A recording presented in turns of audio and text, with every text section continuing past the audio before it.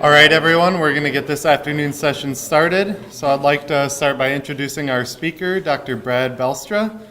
He obtained his master's from Purdue University and his PhD from North Carolina State University in the area of reproductive physiology with an emphasis on swine reproduction.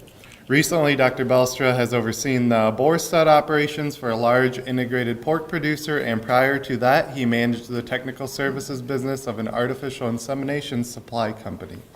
All right, I'll turn the floor over to Brad. Thanks very much, everybody.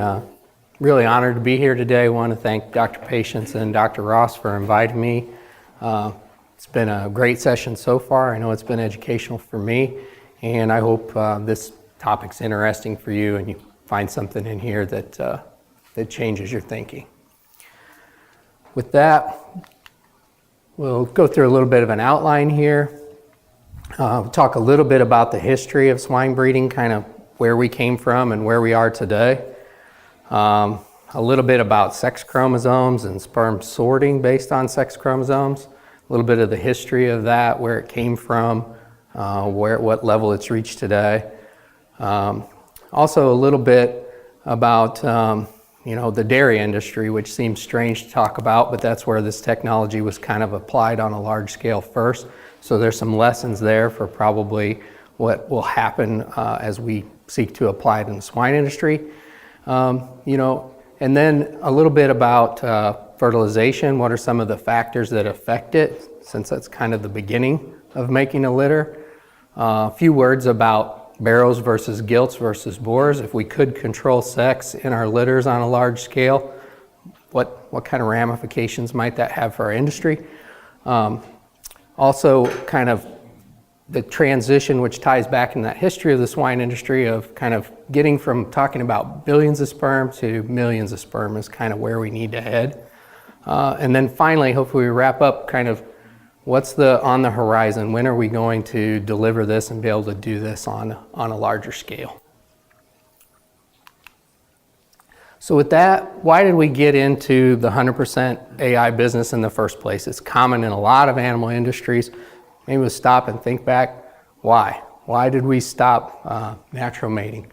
Well, it's pretty much for economic reasons, right? The goal is always to leverage that one high indexing sire across as many females as possible. That's the name of the game.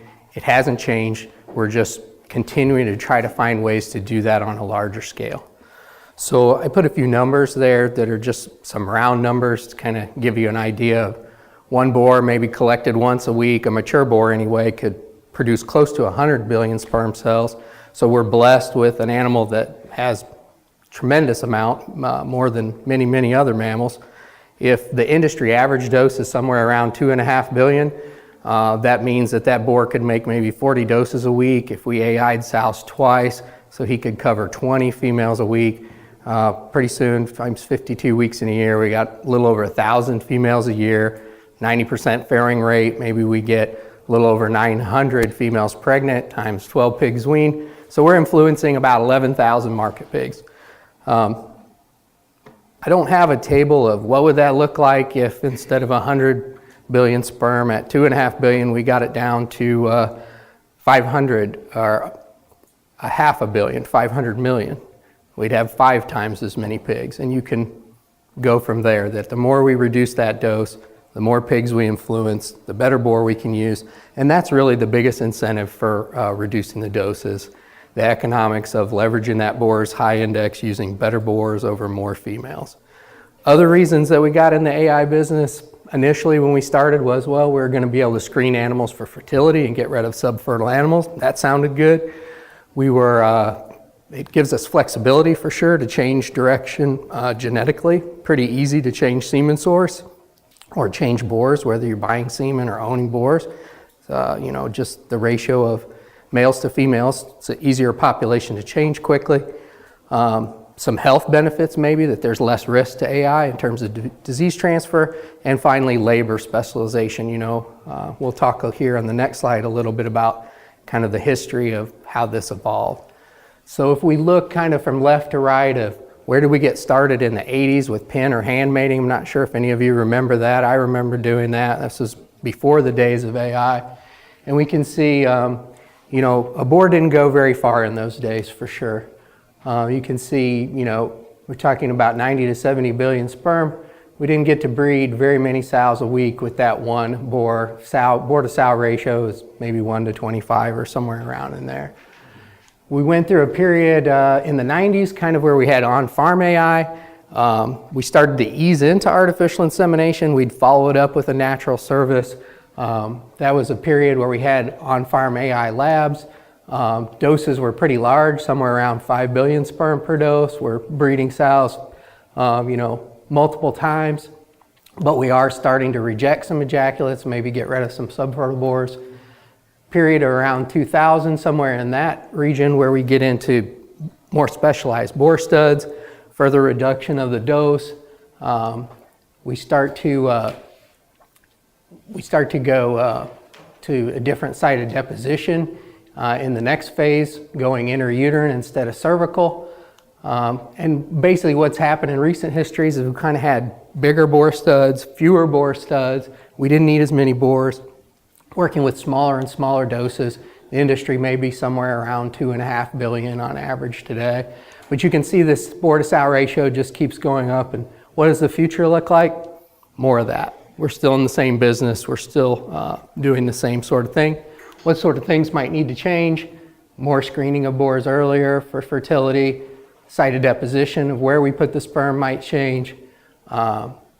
We're kind of already in an era of going from 2 AIs to 1 AI with synchronization products that are available, and the sperm dose just keeps getting smaller, and we get more ejaculates out of that boar and need fewer of them. So that's just the nature of the game. Not anything you didn't know, but just kind of a recap of where swine insemination was and kind of where it got to today. So these fuzzy caterpillars here that are kind of hard to see are chromosomes. So this is a boar karyotype, and what we're going to talk about a little bit are the sex chromosomes here. So we have 38 chromosomes, 36 of them being autosomes, and 2 allosomes. This is a somatic cell, so it's diploid, so it's got the full complement. It's the wonderful thing about meiosis is that we cut this in half so we can get to a haploid cell, so we can make gametes. So sperm either get an X or a Y, and geneticists always joke with me and tell me these chromosomes, look how tiny they are. They aren't very important, but in terms of controlling sex, they're definitely where it's at, and that's something that we would like to do and definitely has value. So a little bit about sorting, kind of the physics of sorting. The only real difference we have between X and Y bearing sperm cells are that amount of chromatin or amount of DNA. So it's a pretty small difference, but with the right kind of equipment, we can separate those cells at a relatively high speed. So we apply dye to those cells, a very, very large dilution, and when they're excited with a laser, we can take readings depending on the orientation of those cells as they flow through the flow cytometer and find out how much they fluoresce. This differential fluorescence, we can apply a positive or negative charge to those droplets as they're coming down through the machine. And then down at the very bottom of the machine, we have plates that are positively and negatively charged, and we can actually take that big line of very fast moving droplets and pull them one direction or the other, and that's where sorting happens. So that's very simplistic. This is Dr. Larry Johnson's at USDA's old diagram, and it's still definitely relevant today. Even though we've changed a lot of things, the physics of sorting and kind of the concept is very much the same. So we talked a little bit about numbers of sperm cells in the previous slide. How fast can we sort sperm cells today? Never fast enough, but 40,000 events per second is kind of unbelievable. That's really fast to me. Depending on whether we're looking for the X-bearing or the Y-bearing sperm, we can set up gates, and we could pick up, depending on the boar and the orientation, maybe 7,000 sperm per second, which is pretty fast. But when you multiply that by 60 and 60 again and get to an hourly basis, that's only 25 million sperm per hour. So 25 million is a big number, but when you put that into relation to the kind of doses we use in the swine industry today, you need a lot of hours of sorting to make a dose with with 2.5 billion, for example. So even though this is rate limiting, the rate of sorting, it's not really the biggest part of the problem. To me, those numbers are just amazing how fast we can do this. So back to that small difference between the X and the Y bearing sperm. One thing we're blessed with and lucky about is the boar. It's about a 3.6% difference. The bull is about 3.8. We're lucky we don't have to deal with humans or possums, much smaller. But you can see in these peak to valley ratio charts here, what we're showing is the X bearing and the Y bearing sperm and how much overlap there is in the middle. So an animal like the chinchilla has a huge difference here. Good resolution between those two peaks, very easy to sort.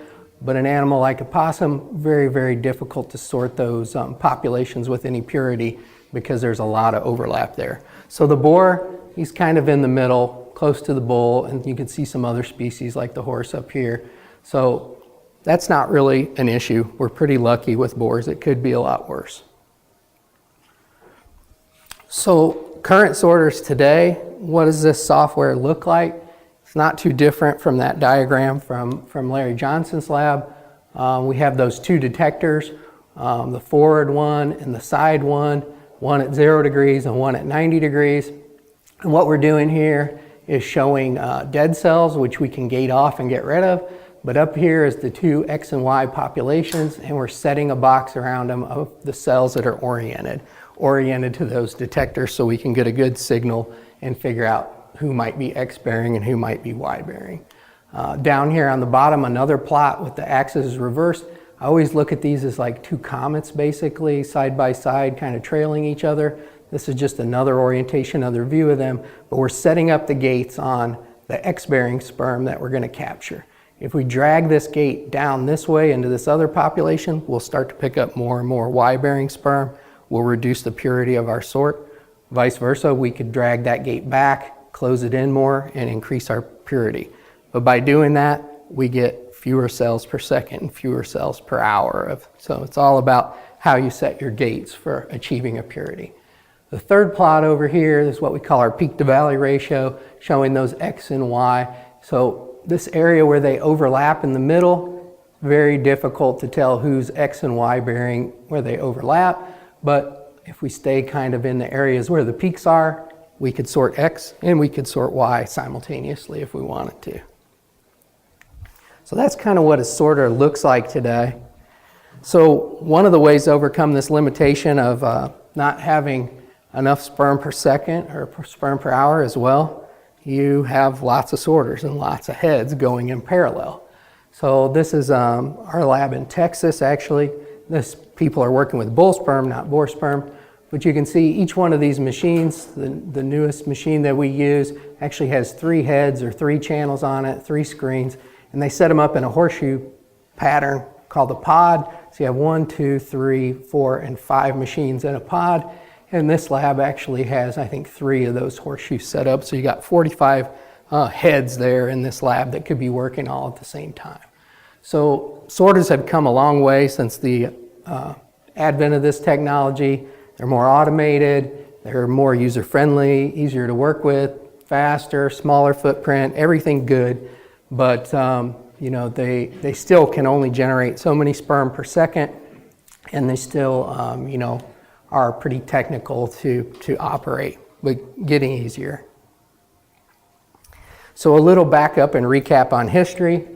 We mentioned Larry Johnson's lab at USDA, so some other early people in the 60s and 70s kind of did the pioneering work on what are sex chromosomes and what it's different about them and studied them.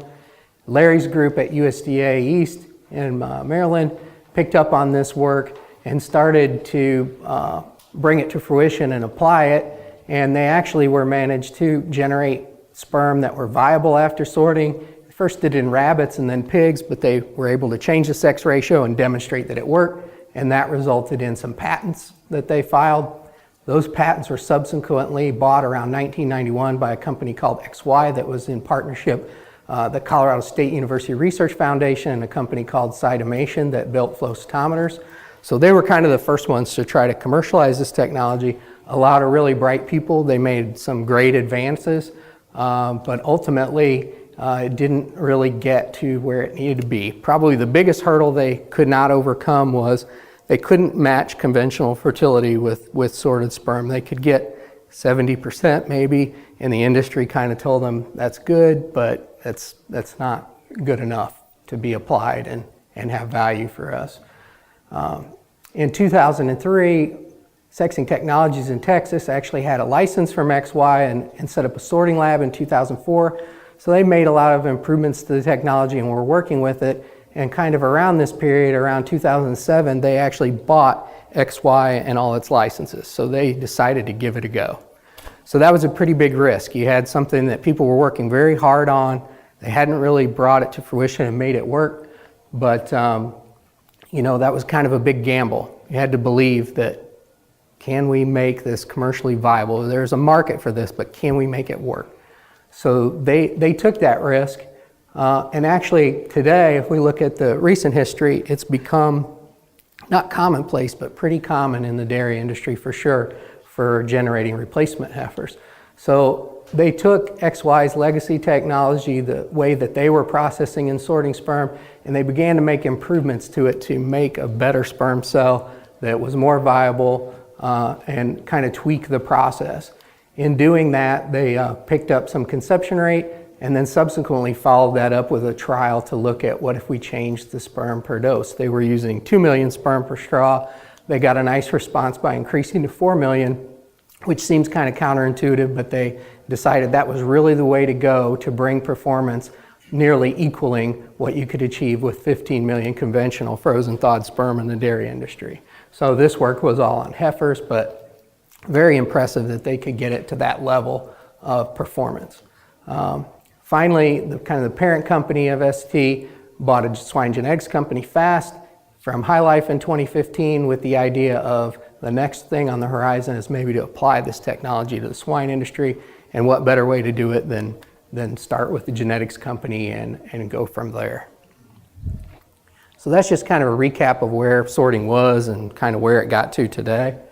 A little bit of an advertisement for the 4M Ultra project, but basically this is what I was talking about, that using the old technology, they got about a 4 or 5% increase in non-return rate on heifers, which was great. They did manage to improve it some. That's at 2 million sperm per straw.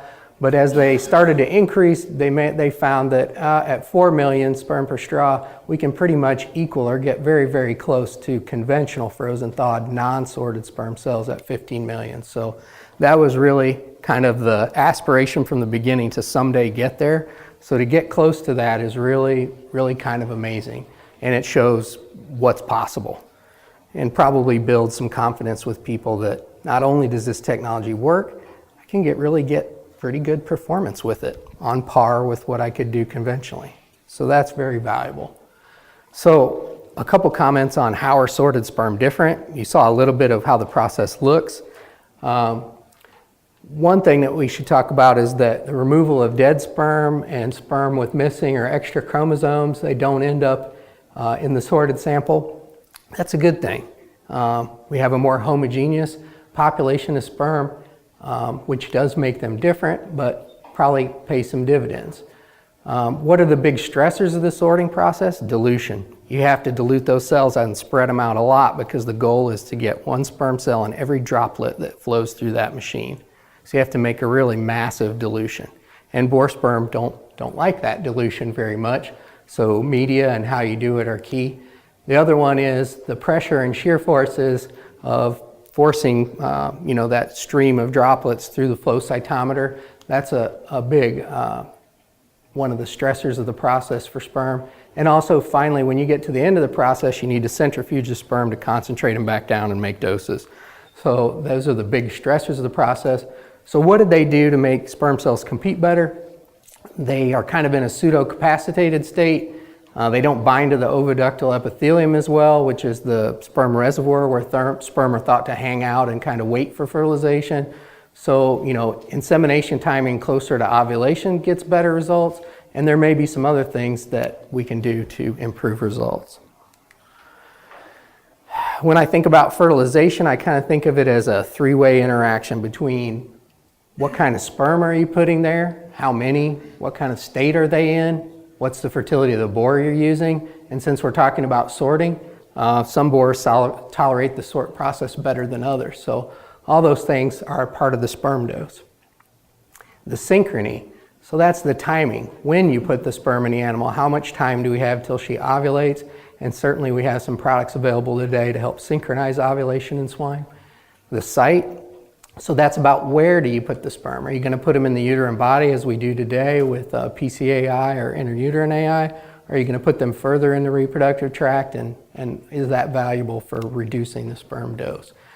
Finally, there may be some other factors related to the female that we need to study to understand how we can optimize this interaction. So to put it in real basic terms, these three things, their interaction may change based on how many sperm and the quality of the sperm. We may be able to make that up with some synchrony, but really the sperm dose and what kind of shape they're in is kind of the king in this interaction. So to switch gears a little bit, why might we want to do this in multiplication? We mentioned dairy heifer replacement. We might want to do this in multiplication of gilts. Adding gilts to the litter would sure be a nice thing. They have more value than a market barrow, surely, in multiplication. And just using a base of a 12-pig litter, if we don't do any sorting, we get 6 gilts. What I'm showing over here is the purity of the sort. We mentioned 90% is certainly achievable, 90 plus. And that would get us to a litter of 10.8 females in the litter, and adding almost 4.8 gilts, 4 selects, and you can see the value multiplied. So the point I wanted to make here is we may not need to have 90% purity. It's how many gilts do we need to add to that litter, and what's their value, and what's the cost of doing that. So it may not require 90% gilts, 70 or 80%. Adding 2 or 3 to the litter may be a nice in between. The final thing I wanted to make on this slide was that the overall value of that kind of depends on your system and what you do overall. If we could bring this on a large scale, that might allow you to reduce the number of sows you have in your multiplication system, make more gilts from a smaller footprint. You might focus on more efficient sites. Also, another option might be to reduce your number of multiplication sows, and then there'd be some other options for what kind of advantages there might be there. So it all sounds great. There's some other reasons we might want to change, or other things that might be good about changing the sex ratio of the litter. There's some evidence that androgen exposure, when we have heavily dominated male litters, is not very good for replacement gilts. There's also a sex bias on kind of prenatal and postnatal growth and survival, that gilts, female placenta, are smaller than males. We also see that in the birth weights of the pigs. So when it comes down to stresses during gestation, we see that boars are more affected than gilts. And interestingly, there's even some evidence that pre-weaning mortality may be a bit greater for boars, even independent of castration. So male pigs, bigger placenta, bigger birth weight, but not necessarily better survival. But clearly, there's some data to show that the mother and the sow invest more in those pigs. Final one is more about finishing, but we know that barrows tend to grow a little less efficiently when they hit high body weights and put on more fat. And also we have this issue looming kind of castration, which has become a big issue in Europe. So some reasons why skewing the sex ratio of litters might be important.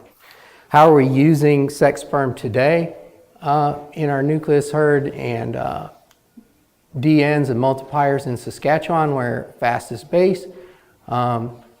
Just a quick, the genetic change in deviations per year, delta G. Where does sex semen affect that? It affects it in selection intensity.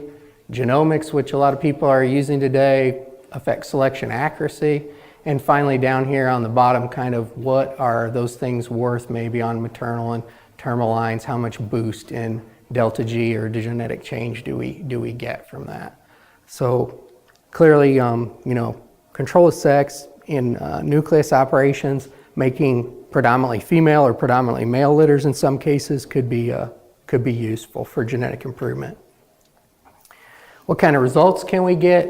some work from University of Murcia in Spain showing conventional 3 billion, deep uterine insemination at 6 billion, both with non-sorted sperm. Pretty comparable results, but when they moved to a surgical insemination with just 6 million sperm, and these are sorted sperm, the level is okay, but this one here, the negative signs here, I'm subtracting the top line from the bottom line, so we have a little bit of a loss of production. We would see something similar when we do work on field trials, that we've done very similar kind of thing, and we also see that we get pretty good performance, but not 100% of conventional. So today we do maybe 30 to 35 sows per week with sex semen in our herds. One fixed time insemination, about 0.4 to 0.5 billion sperm, and the results aren't 100% of conventional. They're around 20 to 25% lower on average. I'm going to skip this one, but some things we might be able to change to improve results. One would be identifying boars that are more fertile. Certainly there's some old data, and this may not be from 2014, it may be older, but from flowers, that certainly as we reduce the dose, some boars have a pretty good decline in their fecundity, others stay relatively flat. So clearly identifying more fertile boars may be one way that we might be able to increase results with low sperm dose. Synchronization. We do a lot of work looking at time of ovulation, looking at synchronization. We're blessed to have some products on the market to do that. Probably the take home that I wanted to get to you on this one is that we'd love it if every single sow ovulated exactly 40 hours after the treatment, and everybody was in this category, but there's always some variation. And that variation exists not because the products don't work, it's because every sow is different and her status is different. So there's two ways we could approach that. One would be screening animals and picking those that are going to be the best responders. The other way we might approach it is by actually doing the work earlier in lactation to kind of even sows out and make them have a more uniform response post-weaning. Site of deposition, which I mentioned as one of the things, the three things that interact. So we've done some work looking at deep insemination, and one of the things kind of currently under development is can we design a catheter that we can get both up the right uterine horn and up the left uterine horn. So this is ink deposition showing that you didn't get all the way to the end of the uterine horn, but you did get in the left and the right side and relatively far up the reproductive tract. So site of deposition could be a tool to help us get to lower sperm doses. This is actually from a couple different studies, but it kind of shows you the trend of what happens when you reduce sperm dose. So this is non-sorted sperm, one fixed time AI on animals about 16 hours before ovulation.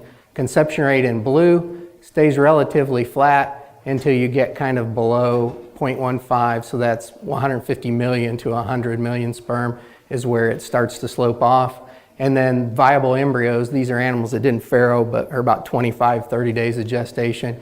What's interesting there is that kind of starts to increase or decrease from the get-go as you start to reduce sperm dose here. So we drove this all the way to 10 million sperm, which is very low. Didn't quite drive things to zero, but obviously when you put dairy cattle kind of numbers of sperm into the uterus of sows, you kind of get dairy cattle kind of performance. But it's not impossible. So here's an animal that got 10 million sperm, and somehow she has 7 embryos at day 25 to 30. So how did that happen? Was that luck, or was there something special about this sow? Is she hyperfertile? Is there something we can learn about her reproductive history? She's not alive anymore, obviously, but how did that happen? Was that just an accident, or was something more at work there? If we look at the literature on sperm per dose from 2001 to 2017. These are all different studies. Light colors mean that they're from the same study. If they only had 2 sperm dose levels, I went ahead and left it as black. But I wanted to just pile all this data together, even though some of these sows are synchronized. Some of them are bred multiple times on estrus, the way we would do it in the industry. And what we see is this hockey stick, this asymptotic drop off that when we get down into this region here below 500 million sperm, that's where things really start to drive to zero. So kind of encouraging that it's this flat in this area, but this is the area we want to work in and understand better for sure. So what are the take homes? Sorting works. You can change the sex ratio of litters. The sorting speed keeps getting faster and faster as we improve that technology, but that's not really the big issue. It's never going to be fast enough. We've got to do things to get from billions to millions in terms of the size of our dose. It may require advances in several areas. It also may require a real revolutionary innovation. So we've got some ideas about things that we need to try to see if they're difference makers. The obvious initial application would be on multiplication gilts. The encouraging thing is the dairy industry has found a way to get there. It took a little while, but with 4 million sex-sorted cells, they can basically equal the performance of a conventional dose. And if you put those in numbers, it's about a quarter of a dose, 4 versus 15. And they can get pretty good reproductive performance. Today, with sex-sorted sperm in pigs, we're maybe at a fifth of an industry standard dose, and we can get around 75–80% of conventional performance, but it's variable, and we'd obviously like to improve that. Some of the issues we can learn from the dairy industry and probably make some of the same improvements they did. Some are going to be pig-specific issues we're going to have to solve. But I think if we keep making better sperm and find a way that we can get there. And with that, I'd be happy to take any questions any of you might have.